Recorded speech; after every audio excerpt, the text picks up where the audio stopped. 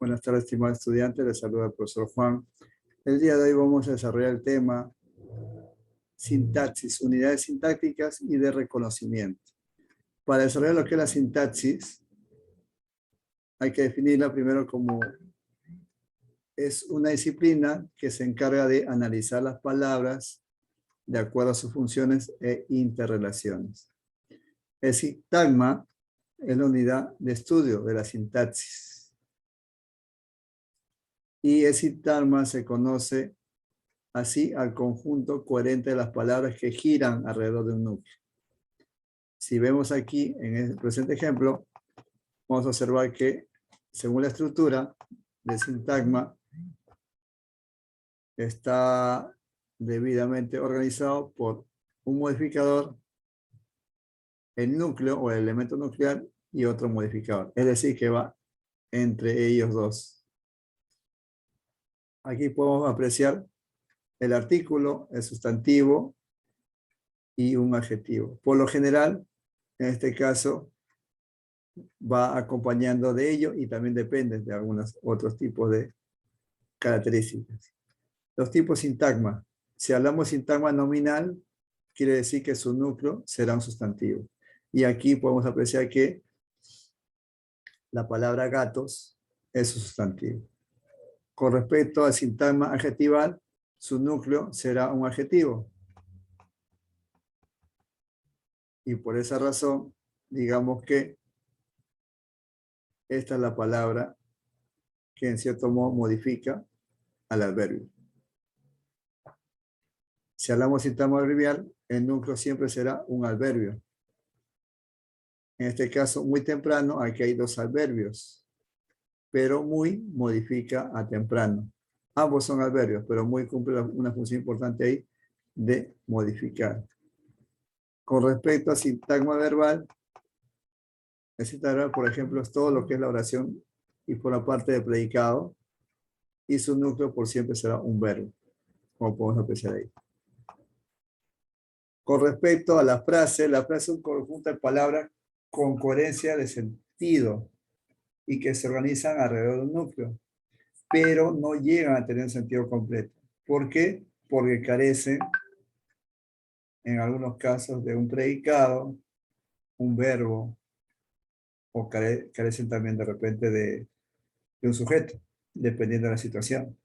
Es una frase.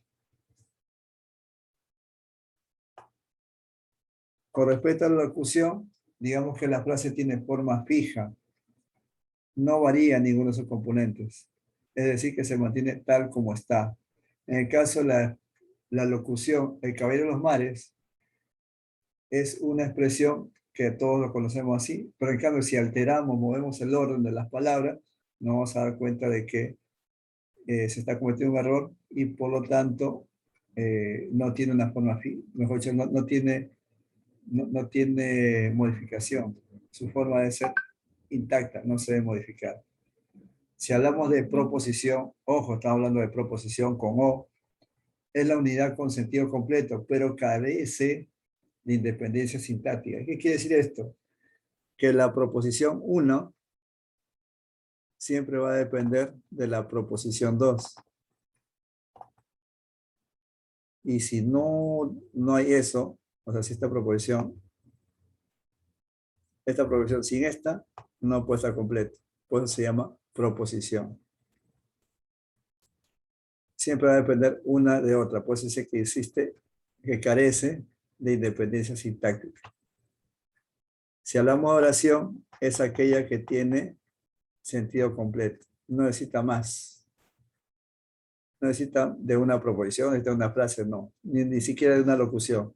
La oración, digamos, es la unidad mínima que tiene sentido completo. Independencia sintáctica, no depende de otros y tiene una unidad de entonación. Y de acuerdo a su estructura, puede ser simple o compuesta. Si es simple, digamos que tiene verbo, un solo verbo. Si en el caso es compuesta, o bien puede tener dos o más verbos o debe estar unida con una conjunción, como podemos apreciar aquí, que están unidas por la conjunción y. Según su estructura, es unimembre cuando o bien tiene o sujeto o predicado. Y es bimembre cuando tiene todo, verbo, sujeto y predicado. De acuerdo a la actitud del hablante, se llaman enunciativas, y esto deben tener en cuenta aquí, cuando afirma o niega algo.